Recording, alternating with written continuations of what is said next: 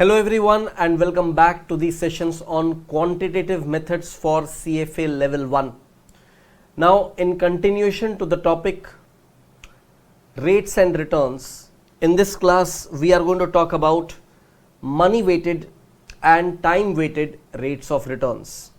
Money weighted rate of return MWRR and time weighted rate of return, that is TWRR.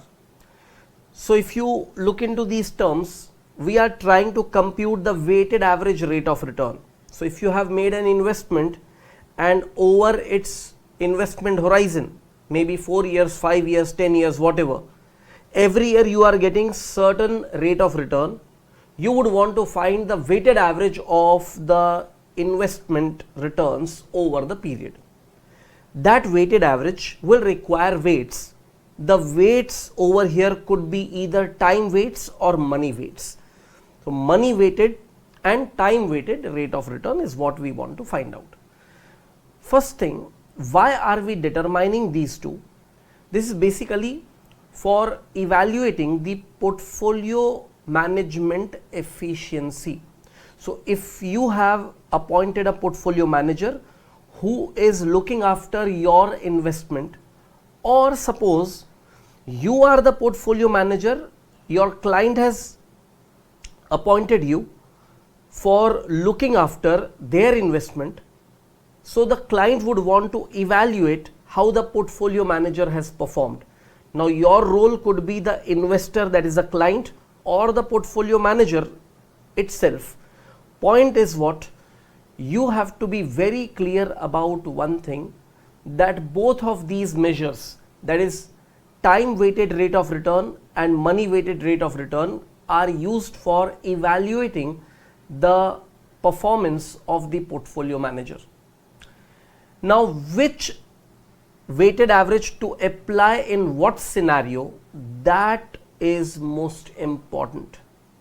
So what we are going to do, this is a very important discussion.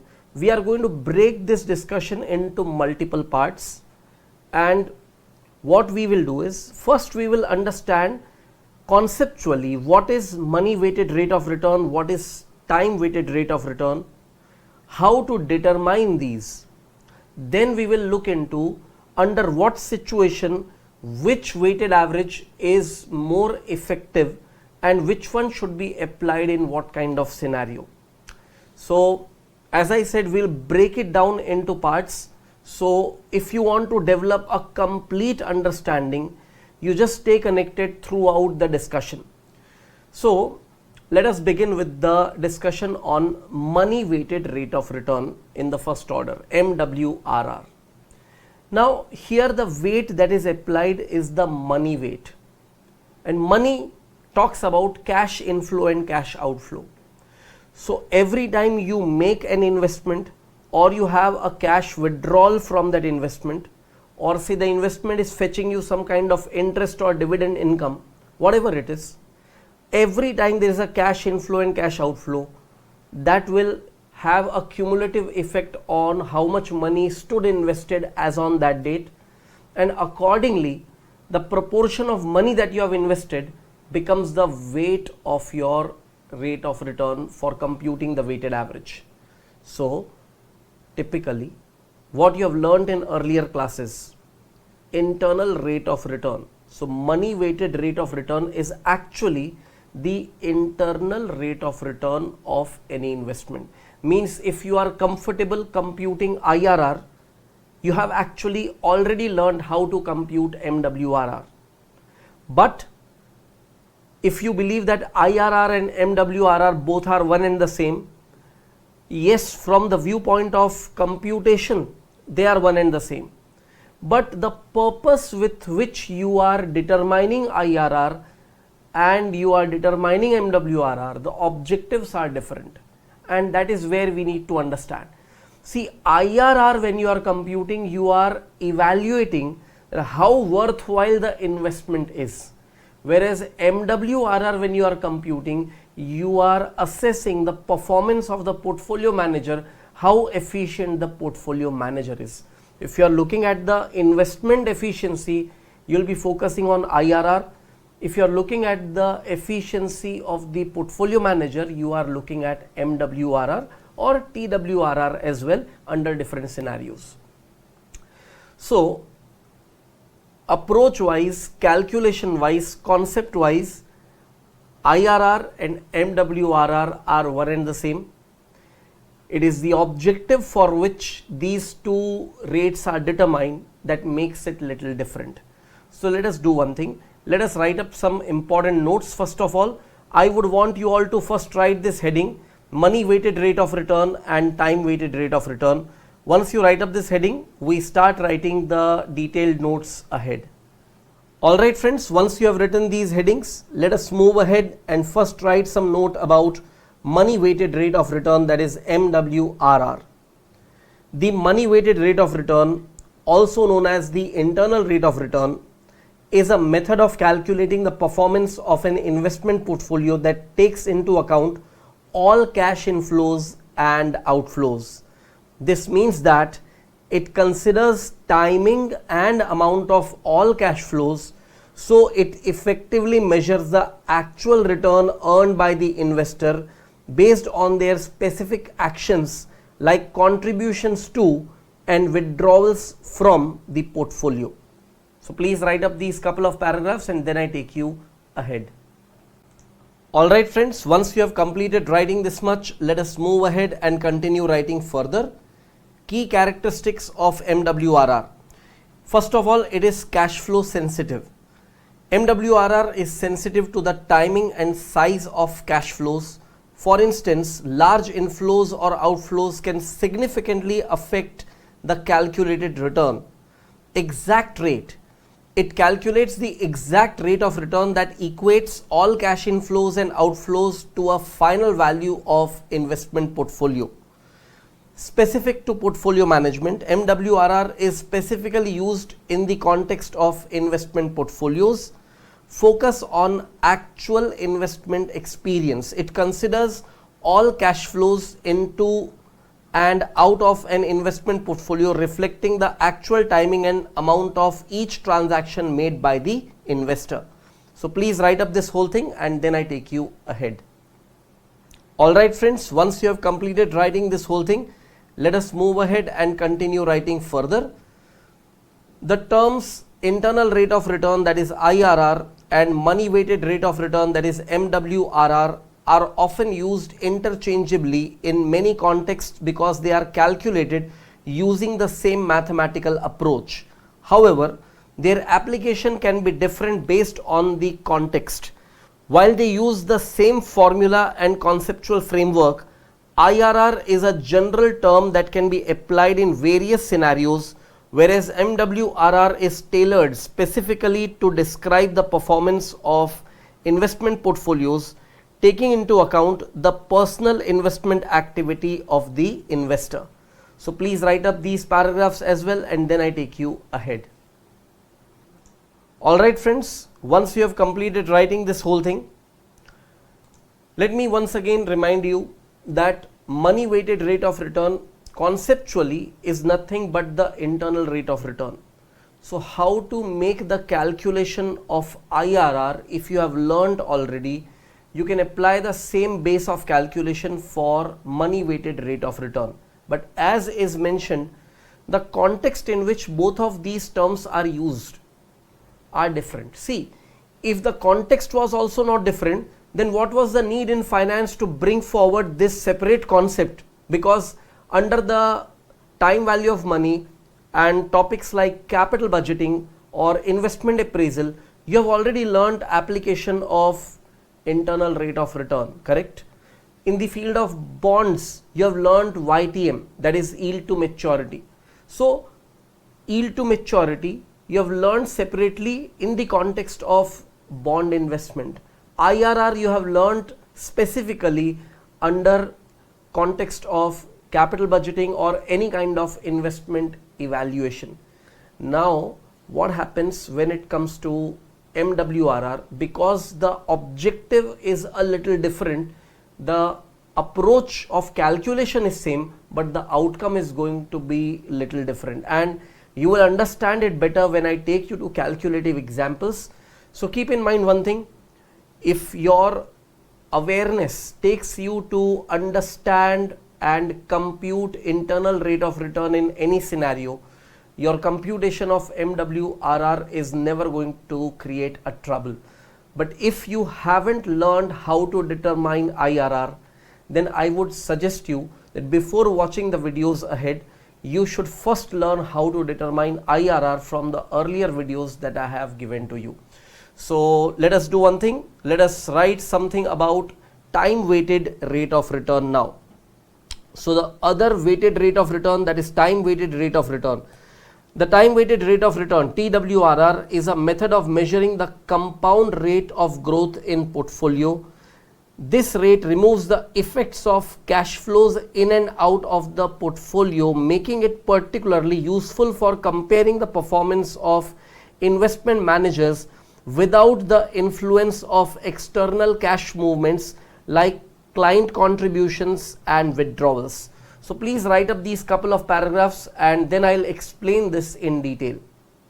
Alright friends, once you have completed writing this whole thing, let me come to an important explanation over here. See, money weighted rate of return, what we have discussed a little earlier, was influenced by every time the client is pumping in certain money in the investment portfolio or withdrawing some money out of the investment portfolio, because the weight that you are applying is money.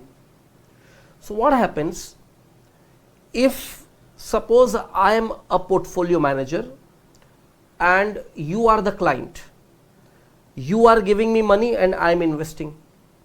So what will happen? Imagine a particular period where the rate of return is very high, and exactly at the beginning of that period you have given me a big chunk of money. You know what will happen? Because a big money was invested immediately before a period of high rate of return, the money weight will be high for that particular rate of return and it will influence the MWRR as a very high average. That means the high average is resulting because of the money weight applied over there in a specific period where the investment was giving great result.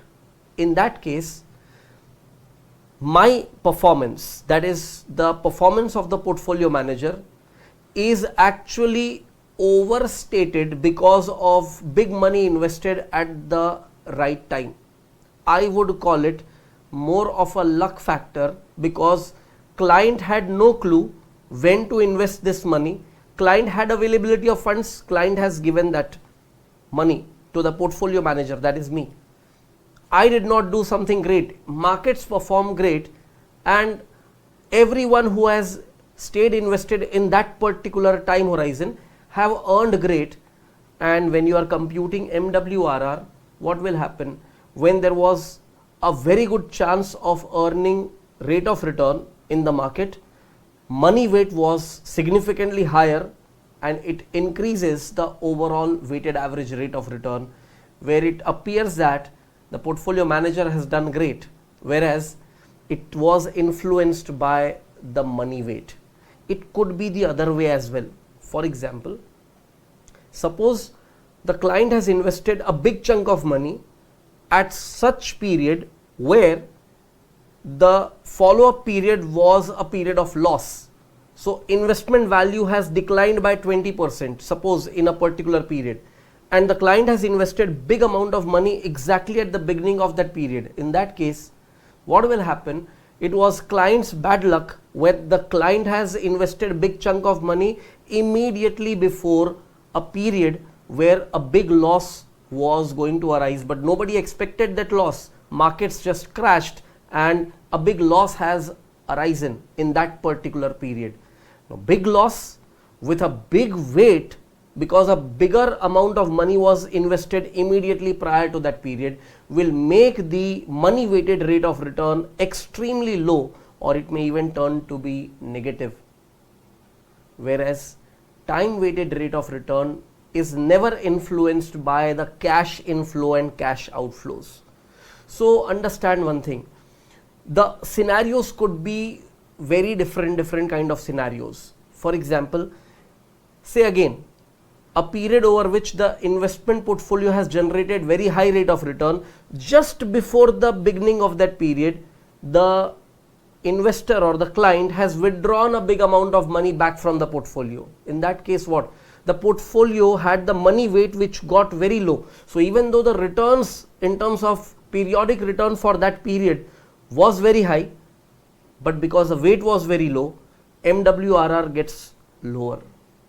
So you are understanding one thing, that because of the timing as well as the amount of money that is invested or withdrawn, MWRR keeps on getting influenced, whereas TWRR does not get influenced at all.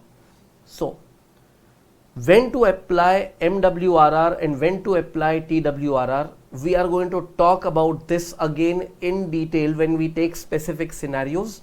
But as of now, your understanding should be built up to this level, that time weighted rate of return is never influenced by the cash invested or withdrawn by the investor or the client.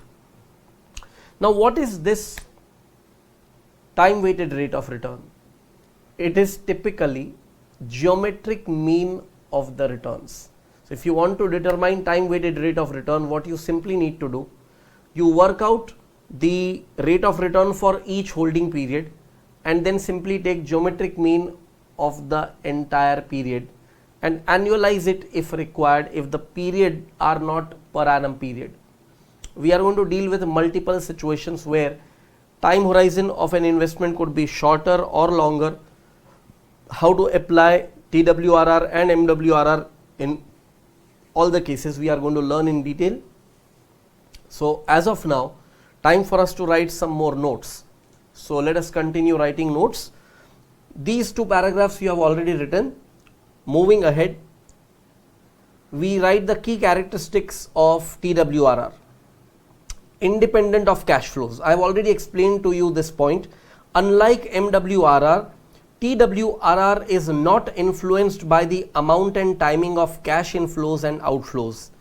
This characteristic makes it more objective measure for evaluating the performance of the portfolio's underlying investments. Compounding approach. It measures the growth rate of 1 unit of currency invested in the portfolio over a specified period. TWRR calculates the returns of portfolio over successive periods and then geometrically links these periodic returns. So please write up this whole thing and then I take you ahead. Alright friends, once you have completed writing this much, let us move ahead and continue writing further. Computing time weighted rate of return. To compute the exact time weighted rate of return on a portfolio, take the following 3 steps. Number 1, price the portfolio immediately prior to any significant addition or withdrawal of funds. Break the overall evaluation period into sub periods based on the dates of cash inflows and cash outflows. Second step will be to calculate the holding period return on the portfolio for each sub period. Write up these 2 steps and then I take you ahead. Alright friends, once you have completed writing this much, let us move ahead and continue writing further. The third step is asking you to link or compound holding period returns to obtain an annual rate of return for the year. That will be the time weighted rate of return for the year. If the investment is for more than 1 year, take the geometric mean of the annual returns to obtain the time weighted rate of return over that measurement period. So please write up this third and last step as well and then I take you ahead. Alright friends, once you have completed writing this whole thing, time for us to move to examples for understanding the application of TWRR and MWRR effectively. Let us take the first example, which is asking you determine MWRR and TWRR based on the following data.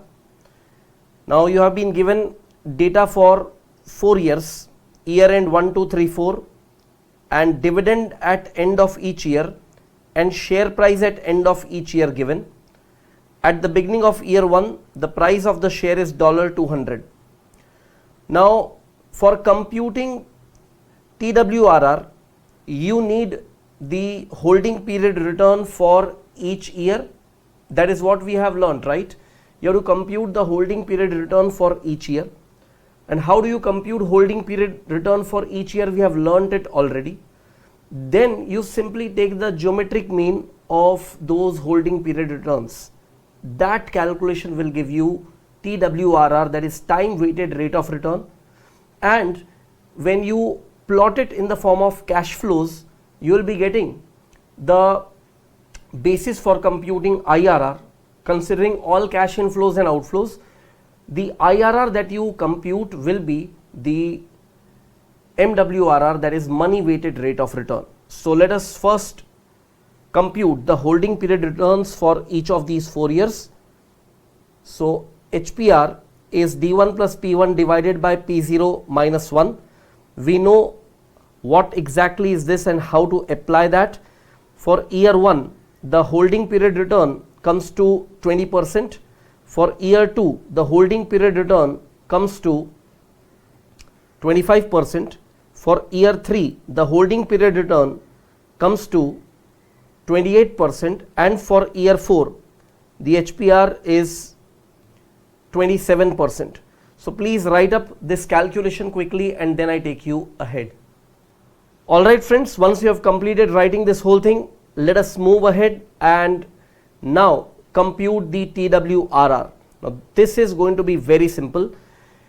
We know one thing, that when you are calculating the geometric mean, what you need to really apply is the products which cannot be the products of the rates, correct? It doesn't make sense to multiply a rate of return with another rate of return. So when we apply rate of return on compounding basis, what gets multiplied to one another is the factor. So we always take 1 plus I raised to n. Because I is common, you take 1 plus I raised to n. But if I is different for each year, what you will do? 1 plus I1 into 1 plus I2 into 1 plus I3, so on. Because there are 4 years, so we have 4 holding period returns resulting into 4 corresponding factors. When you take the geometric mean, the product of each factors will be raised to 1 by 4, and from that you need to subtract 1. Subtracting 1 will give you the geometric mean, and when you compute that geometric mean, it is coming to 24.96%, and that precisely will be the time weighted rate of return. Now, if you are not following the route of HPR for each year and only TWRR is demanded in the question, you can have a much quicker way of computing, which I'll just explain to you over here. Please carefully look into this. You can directly compute TWRR with this shortcut approach. Look at these fractions that are getting multiplied. Please carefully observe this. Look at this. See, initial investment was $200. By end of year 1, the dividend was $20 and the share price was $220. 20 plus 220 gives you 240. Divide by 200. If you observe, this itself is 240 by 200, which will give you this same factor, that is 1.2, which was 1 plus the holding period return for the first year. Likewise, the share price of 220 that was at end of year 1 becomes the base for computing HPR for year 2 and therefore the factor for year 2, and the dividend and share price aggregate.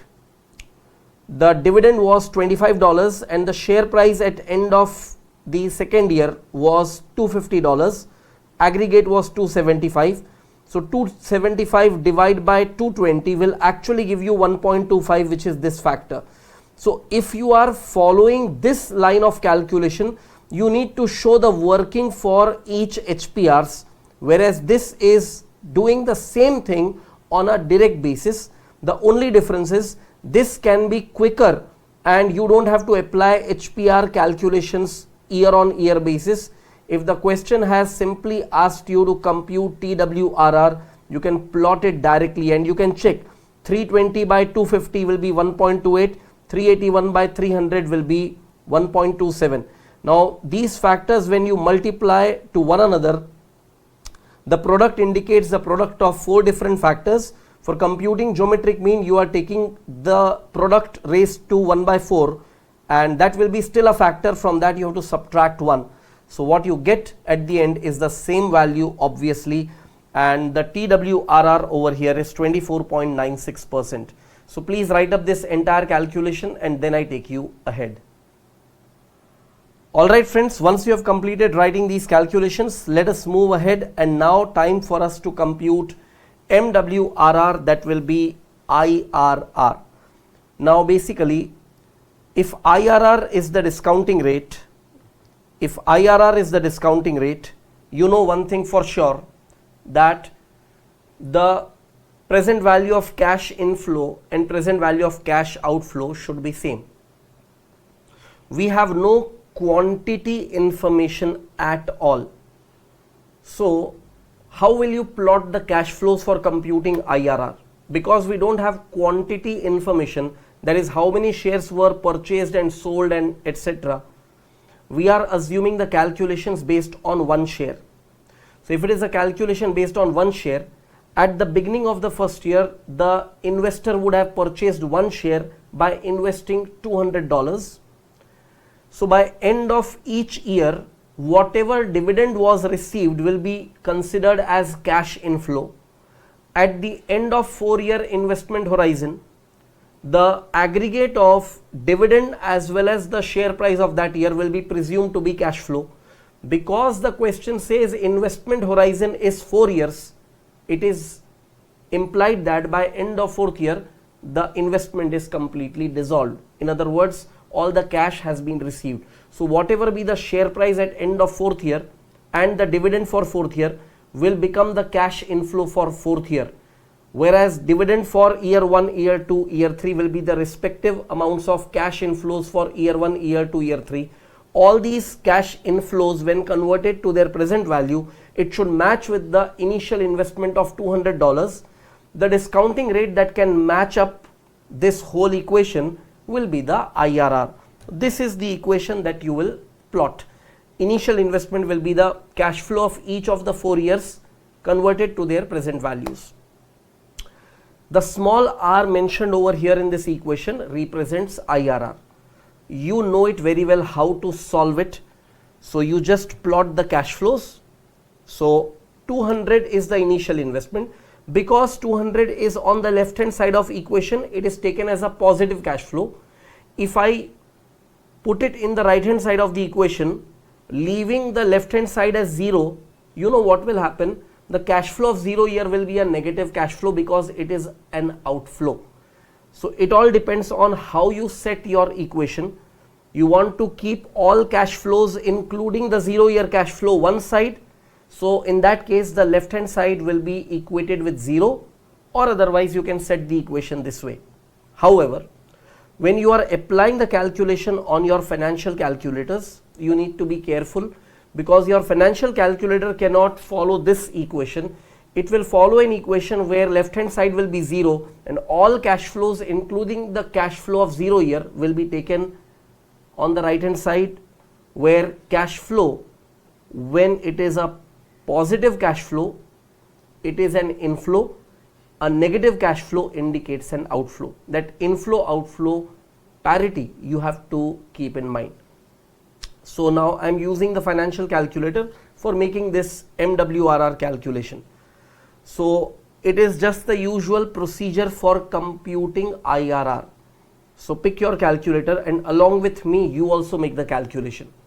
How do we calculate IRR? We have learnt it earlier in detail.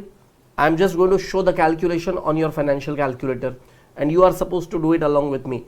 Turn on your calculator and then press CF for cash flow functions. And first thing what you need to do is wipe off the old memory of the cash flow. So while you are in the CF mode or cash flow mode, press second and CEC for clearing your past work. We have done this more than 20 times in the past, so I don't have to show the calculator function on screen. I'm doing it over here. You also do it along with me. That will be faster.